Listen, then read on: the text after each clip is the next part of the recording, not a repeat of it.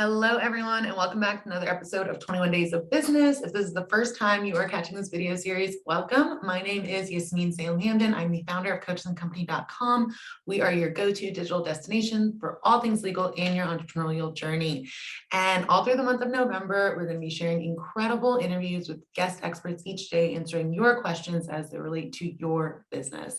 And today, this is a question, and this is a topic that we had so many inquiries on this and so many requests to address this topic when we put out feelers to our community. And it's all about visibility and how you can develop your visibility strategy for 2022. And everyone is on the internet, right? And everyone is on the same page for the most part. Create fire content, gain visibility, increase your reach, increase your impact, increase your income.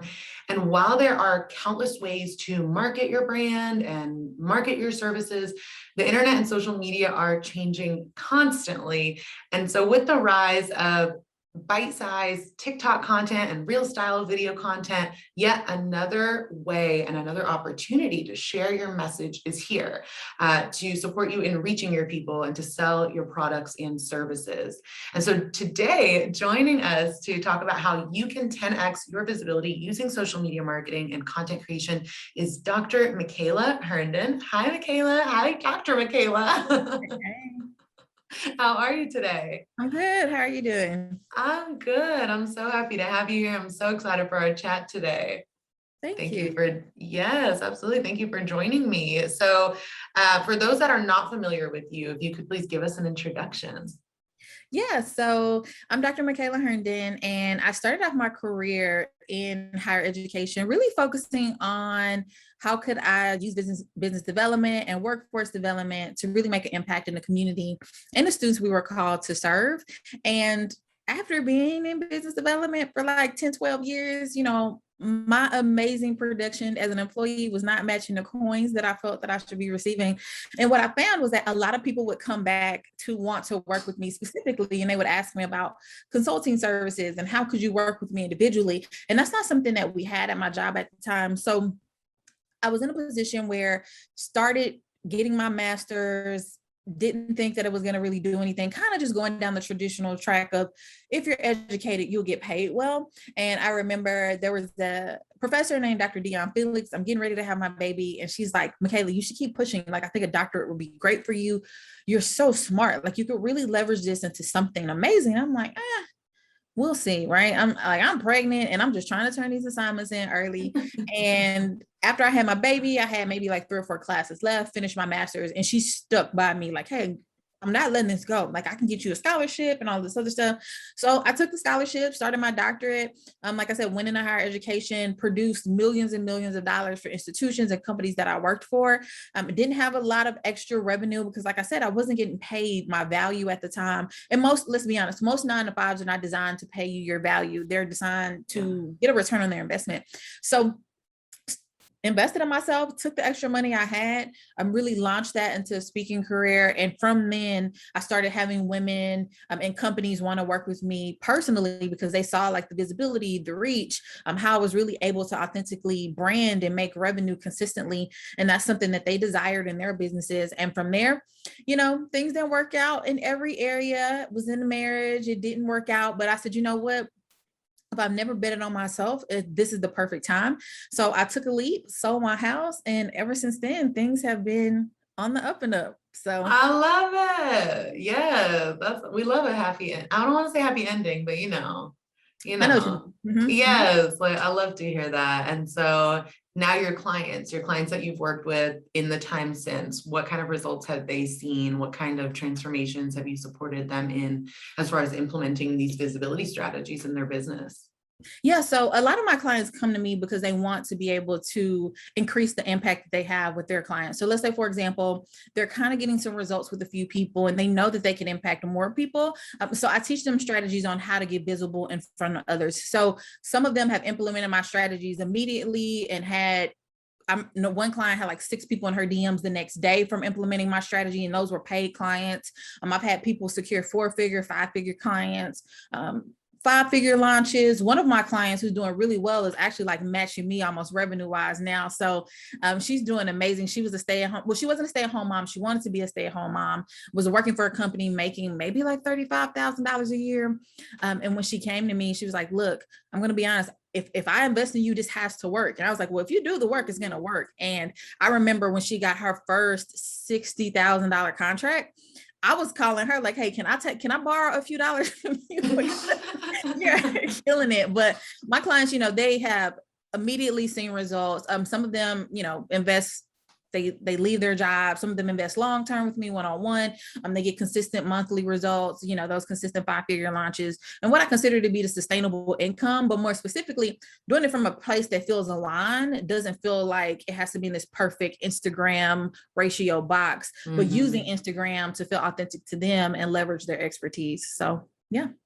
Love it. Let's not talk about how people are out here having people work full-time for $35,000 a year. I'm sick.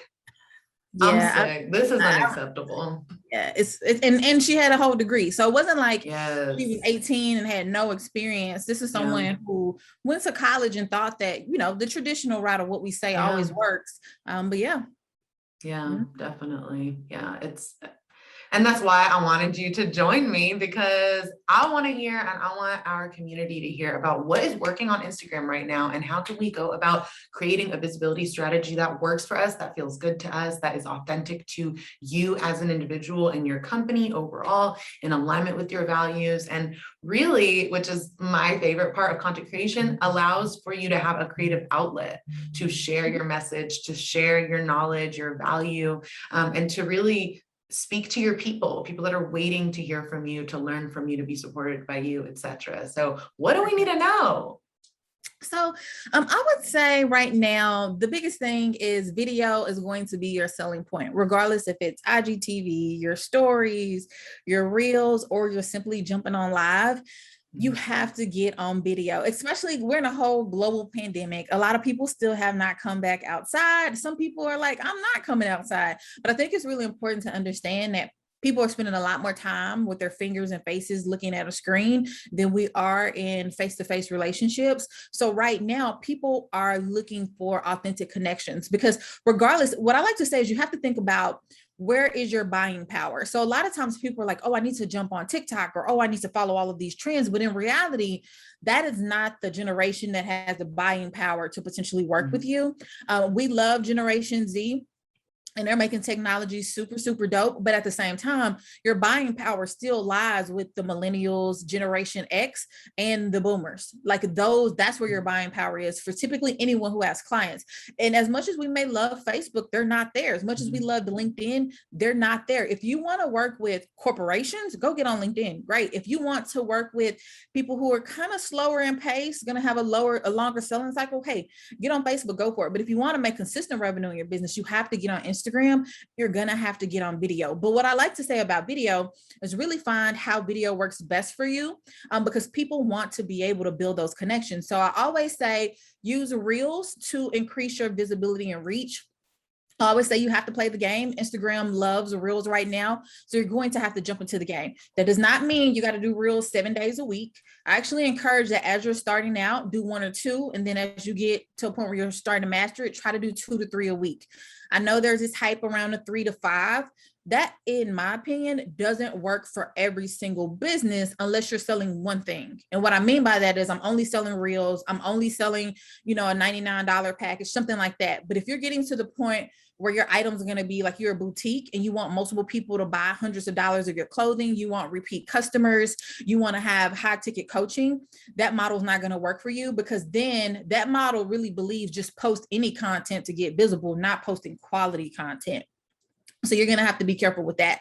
But I always say use Reels to get in front of people who may be your ideal client, then come down a little bit shorter, let them then get on your stories, let them then come down and get on your feed, and then let them see what you have in longer term content.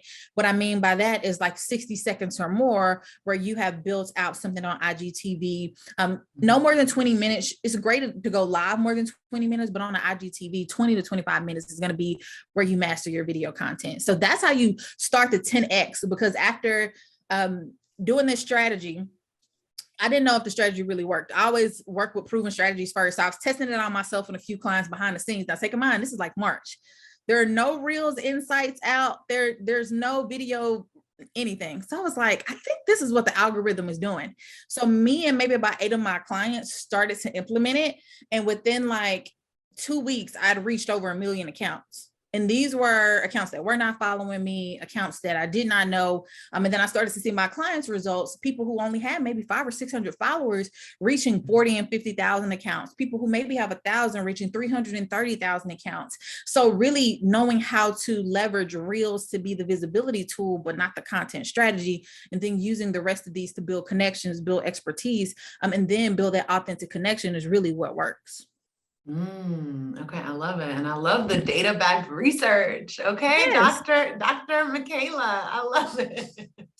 Okay, so let's talk about recycling content, because we were talking about this before your interview. And I love what you said about using Reels as a visibility tool, not as your entire content strategy. Because I think what a lot of people get hung up on is like, we got live and we got IGTV and we got reels and we got feed posts and we got stories and like all these different things. Do I need to pick one? Do I need to use every single thing? How do I go about stretching my content? If my content really is value packed, which is the goal, right? For everybody, is let me create content that is of value and that is answering questions and really providing that value to my audience.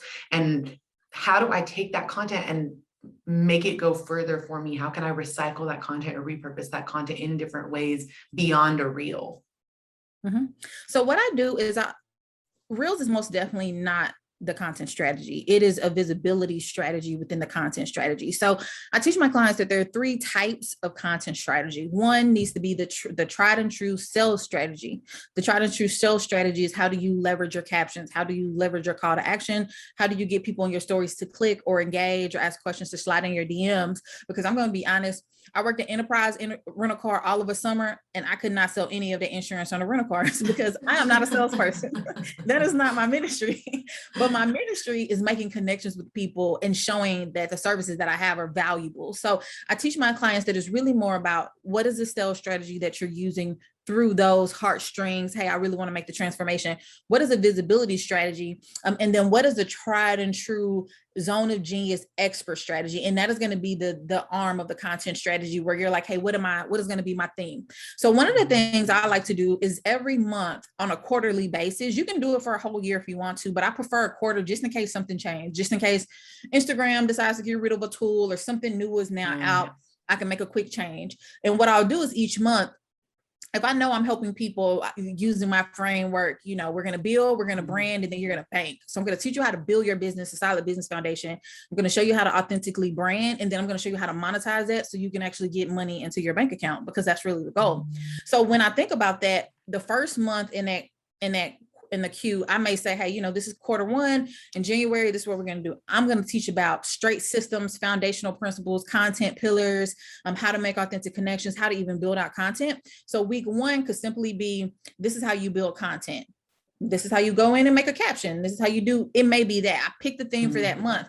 So what I do is, as I have 4 different weekly themes within the entire month's theme around my framework, I then can start to leverage existing content if I've already done something, or I can start to leverage new content to make it fresher. Now, one of the things I like to talk about is always go in and copy and curate. A lot of times we get on Instagram and we see people dancing and jumping in Corvettes and doing all of these different things. That's not for everybody. If you can dance and you have been blessed with that, I said, go for it. I can't dance that well. Singing. Hold on, you're not dancing on Reels? I don't dance. No. My dance. This is a perfect illustration. Like, you don't have to be dancing on Reels to have Reels working for you as part of your visibility strategy. Exactly. And I definitely don't dance. I don't sing, I'm not doing hair, I'm a coach teaching you how to show up. So what I like to say is, I go in and I see how people who are experts in their zone, like, hey, how are they using this specific audio? And I'm like, oh, that's a really cute idea. So I will use the the video tool, the trend, the theme, but then I will go in and make it my own content. Like, you know, everybody's pointing, and as we're pointing, I'm pointing to my amazing content. I'm not posting to, I'm not pointing to somebody else's. As we're talking about red flag, I'm using that to talk about red flags and what works for my business. So I copy and curate that. So then what I do is I go in on Monday through, I typically post Monday through Friday. And if I do Saturday, it's going to be really light and lifestyle, but I go in and say, hey, on Monday, if I'm doing like the top 3 ways to build a call to action, guess what my reel is going to be that day? The top 3 ways to build a call to action. I am literally taking the same content that is on my feed and I'm putting it with trending audio, but I'm not coming up with anything new. All I have to do is record the video, put the words on there, and it's the exact same thing. So I encourage my clients to do that. Pick 2 to 3 days a week where you have content that is already solving a pain point, whether it be in a fun, cool way, or if it's purely informative, whatever it may be, but just take what you're already going to post in your feed, make that into a reel. And then guess what I do next? I'm going to go live once or twice that week talking about one of the things that I've already put on my feed. But now the difference is I'm directly selling on live. So when people are like, hey, how can I work with you? Or they're asking questions, I'm showing my expertise. And now it's become permission-based selling because you're asking me questions that I can now answer. And guess what happens when there are 3 or 4 people or 10 people or 100 people on my live? I can now show my expertise and then now leverage the pitch without having to really directly sell to anyone. And then that content becomes an IGTV that forever gets to sit on my page because people love going back to, I got people liking content from 6 months ago because it sits there. It's going to always sell for you. So I always say rinse and repeat is the way for you to be sustainable in business, because honestly, once you want to get in those DMs and start having those conversations, you want to make sure you still have energy to build out whatever your services are so you can still run what I like to say, the non-Instagrammable part of your business, which is the back end operations, the behind the scenes. Yes, which is a must have, right? There's no way around that. And for some people, that's the side of the business that they actually love and enjoy, and they thrive in that space. And then for others, it's about the educating, the content creation, the marketing side. And then for some, it's like, I want to stay in my space of working with my clients one-on-one. And in some seasons of our business, we're doing all 3, you know, and you've got to build out those systems there. So I appreciate you highlighting that for sure. So tell me about how you love to and enjoy and strategize in incorporating storytelling as part of your content creation process.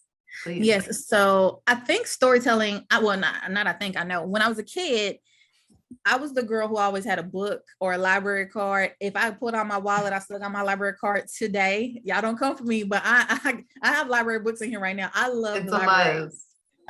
So for me, I didn't realize that as a kid, as I was trying to escape some of the trauma that I was experiencing, that I was really future pacing and putting myself inside of these stories. So when people ask me, how did you always know you were going to be successful, right? There were no true indicators that you would be successful, right? You had a dad in a penitentiary, you have a single mom, you kind of live below the poverty line. That doesn't really equate to being successful. But I didn't really know anything different because subconsciously I had already conditioned my mind to believe that my only option was to be great because my mind was putting myself in these books. So one of the things I like to do with my clients is when we first do our first session, whether it's be a strategy call or group coaching session or one-on-one, even a workshop, we always do mindset first. And the reason why is because the mind is really going to be the driving force for us to be successful, for us to keep pushing when it gets hard. Because like I say, you know, it's great to get the money, but the money's really not going to be worth waking up to every day when you're feeling depressed or anxious or you don't like it. So we do that mindset work. And I was really just putting myself in these stories, really thriving, really connecting. And that's how I naturally just became a storyteller. In high school, people would always say, like, you're so hilarious. You tell the best stories. And I'm like, no, I really don't. I'm just talking. Like, what do you mean? Even now, yeah, people will say that now, like, oh my gosh, you're so funny. And I'm like, oh, well, I'm just being myself. But I think that what I did was, in order to be great at storytelling, I had to tell a story. So I had to continue to talk and build connections.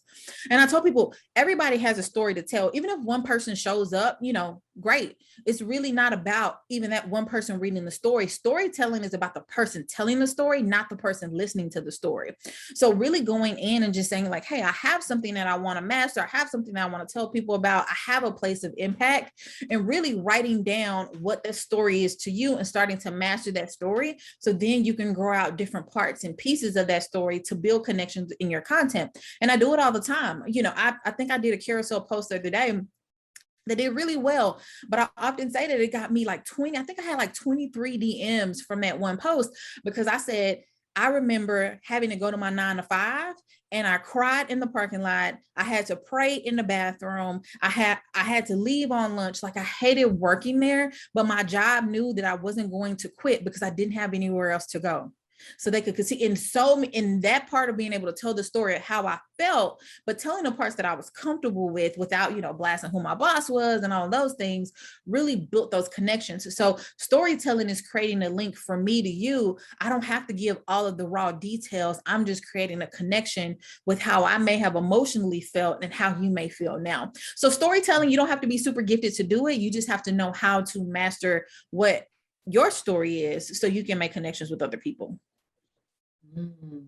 I've never thought about it that way, in terms of that storytelling is about you as a storyteller, and really getting clear on what parts of my story do I want to share, what parts of the story do I want to share, what is the ultimate message that I want to be received. I love that. Thank you for sharing that. So that post that you shared, you had over 20 people in your DMs relating to that. It was relatable. It was relevant to this period of time that they're in.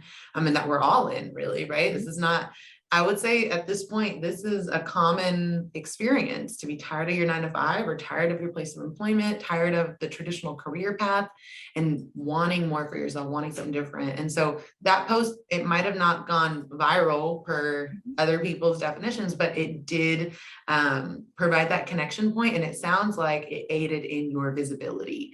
And maybe the work that you had done up until that point supported your visibility, so that those that were meant to see that, or were in need of that message, that they actually were able to receive that in their feed. So could you share your thoughts on this aspiration of going viral versus going visible, or getting visible rather? Yeah, going viral should never be the goal. I think we live in a microwave society, so virality just kind of rolled into that. Like, it's quick, it's easy. But one of the things you have to understand is that when you go viral, you're going to get a lot of people that don't match, because some people are going to assume like, oh my gosh, I love your reels, they're so funny, like I'm going to follow you because they're funny. But they're not your ideal audience. They're not going to ever buy anything from you. They're not going to advocate for you. They're not going to share it or anything like that. They're literally just watching it because it's entertaining. So I always say that when you focus on going viral, you're going to get a lot of people who don't match. But when you focus on going visible, then your content, it doesn't matter if you have 1,000 views or 57 views or 1,000,000 views. And the reason why is because you're focusing on a specific client when you're making that reel. I like to actually go in, and a way that helps you go visible and not viral is to know, what are you selling when you're creating the reel?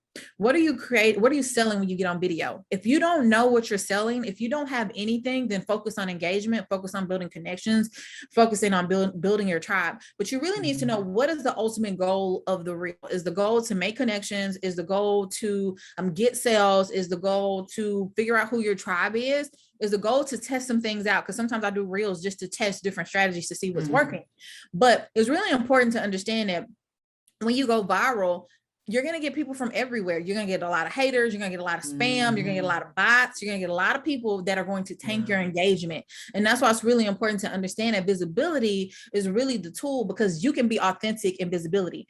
And if you try to focus on going viral, you have to keep changing who you are. And it actually hurts your business, because then when people come to your page, they can't pinpoint or identify who the true you is. And then they're not going to simply want to work with you. So I always say that going viral is typically going to be trendy, but it's not authentic, and it's not going to be good for your business long term. But if you focus more on going visible, where you're showing your expertise, you're showing your personality, you're doing things that feel authentic to your revenue goals, or whatever your business markers or pillars may be, then you're focusing on creating connections with that client. And that's what creates DMs.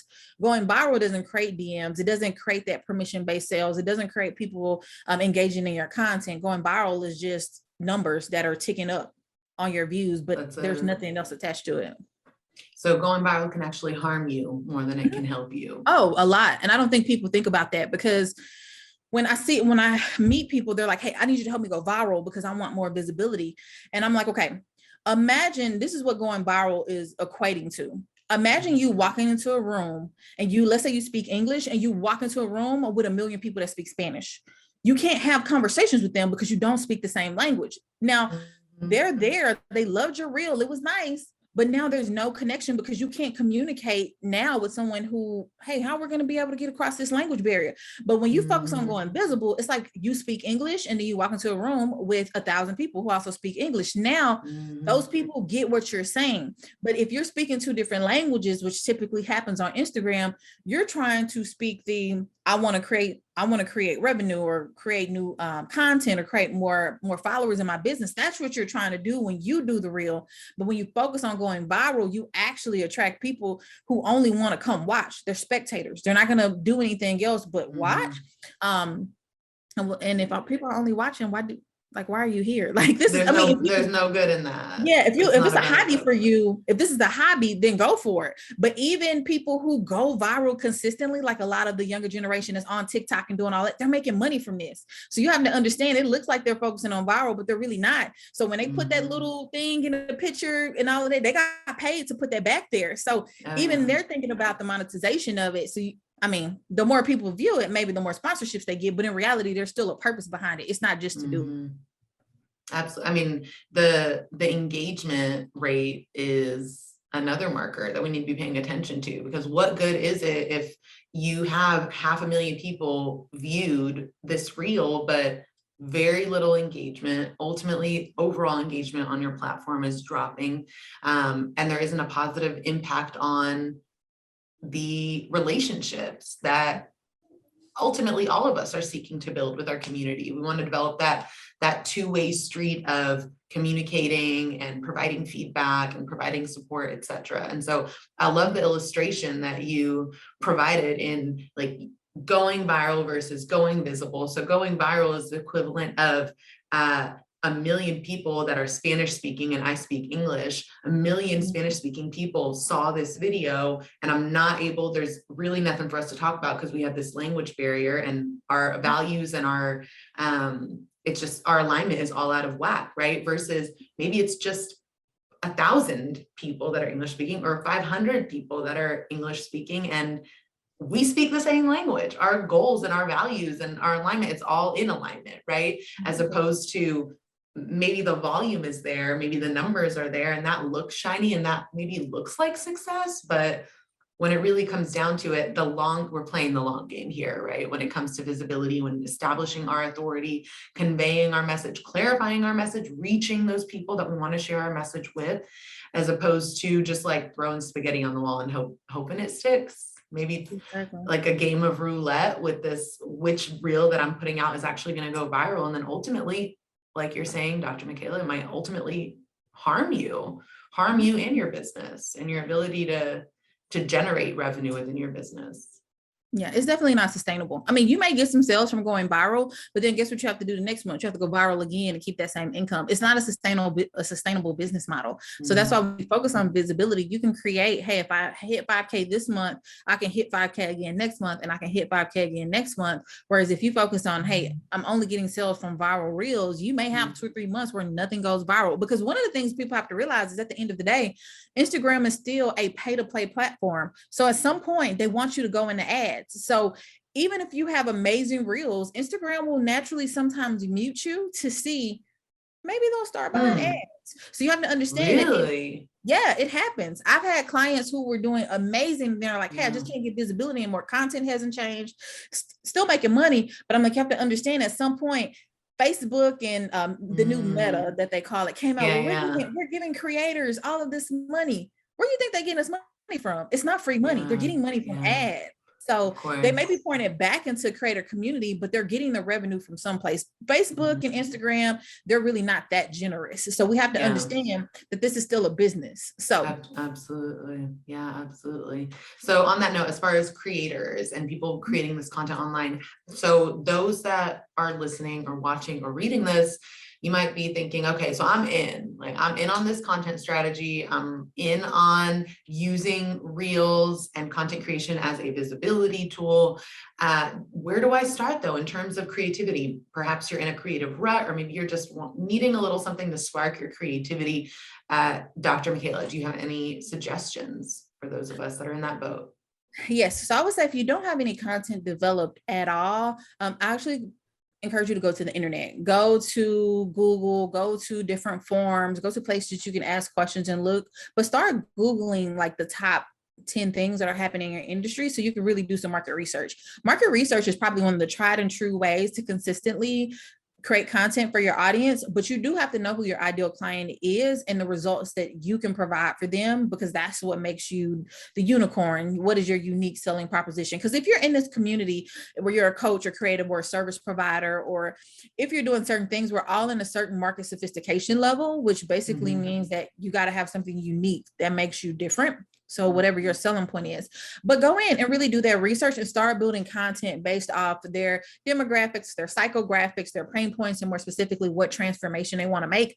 I think a lot of us fall short when we're creating, and what we do is we only focus on the pain. But if we only focus on the pain, then they're not going to assume that you're the person that can get them the transformation. So you got to get them over the hump to say, this is what I do uniquely. And this is why you need to work with me, because I can get you here. So you can build content in that way. Now, if you're in a content creation rut, I actually encourage you not to create any content. Go back into your insights for the last 90 days. If you can go back, depending on if you use a third-party app, maybe even 6 months, and see what performed the best. See what performed the best, put it together, and reproduce that same content. And the reason why is because the way Instagram puts things out, there are going to be a significant amount of people in your audience that see so many things that they're not going to remember that you posted that 60 days ago. They're not going to remember. They might have not even seen it. Exactly.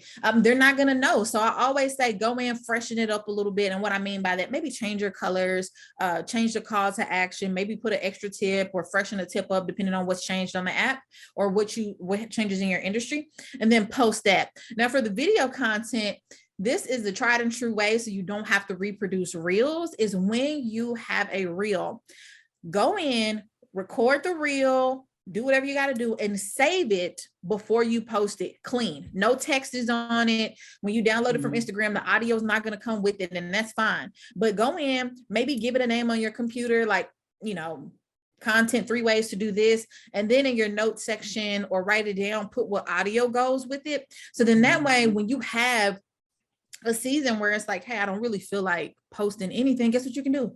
Take that same video, put that same audio up, refreshing the content, put something new and fresh on there. And guess what?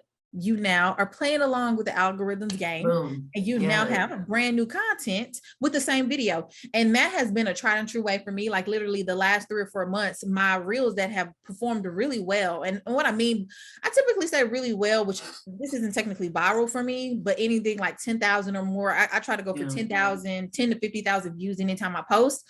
Those reels that have been doing the best were things that I recorded from 3 or 4 months ago, because the audio is still trending, but the fact is I'm still producing video content that people want to see. So those are 2 things I would say do. Go in and do your research, talk about that value and transformation if you don't have anything, but if you're in a rut, go back and see what worked for your audience and just repost it and freshen it.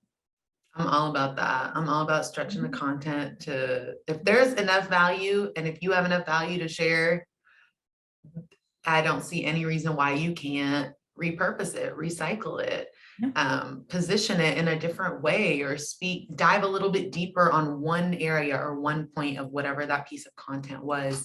And your audience will love you for it, because like you said, I mean, and do you know the stat off the top of your head, how many times a person needs to see some information or a piece of content for it to like really stick? I feel like it's like, sometimes it's 8 times, sometimes it's like 25 times. I'm not even sure, but yeah, it's supposed to be 7 to 21 times, depending on the person and how they see it. So if they see it really quick, it may not stick, but anywhere from 7 to 21 times. That's why I say repurpose your content in so many different places, so they're seeing the same thing over and over. So what you're actually doing is you're decreasing the purchase cycle. So it's not taking them 6 months or 3 to 6 months to purchase from you.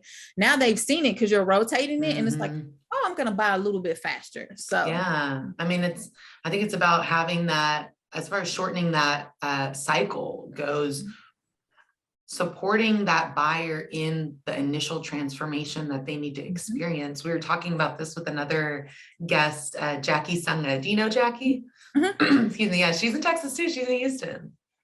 And we were talking about that, like shorten that before the buyer can buy, they need to be supported in that pre-transformation. So the person that buys from you is not the same person that they were when they first crossed paths with you or when they first enter your world. So yeah, I appreciate you sharing that. Thank you so much, Dr. Micaela. And my final question for you is, what is your big message for us? What would you like to leave us with? So I would say my big message is that authenticity sells very well. I know that we're in this cycle to make sure we look a certain way and we show up a certain way and we talk a certain way or we're from a certain place. But in reality, authentic connections is really the part of the sales process that a lot of us forget, because when they look at that curated Instagram photo, that's nice. And they may think that that's attractive, but we're conditioned to like attractive things. But in reality, that doesn't mean that I'm spending my money with anything that looks nice. I'm really spending my money in places where I feel authentically connected. So it's really important that if you are second guessing yourself, or you're thinking maybe you shouldn't do anything, or people won't listen to you, I often say that regardless if it's 30 followers or 100 followers, or you only got 500, if 500 people walk into a room right now, that's a lot of people. So really, that's a lot of people. It is. And I don't even know 500 people's names, right? So it's like, exactly. Really focus on being yourself. And when you step into your identity that feels authentic to you, and that authenticity resonates every single day through and through, then you're going to start to build that tribe. And then your sales, your visibility is going to increase a lot more than you ever expected. And as a result of that, your sales will increase as well. So authenticity always sells every day of the week.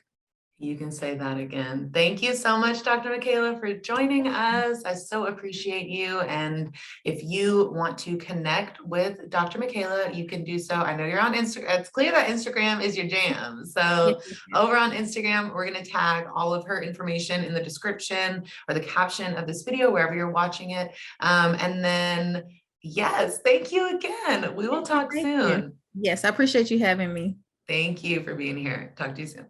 Okay.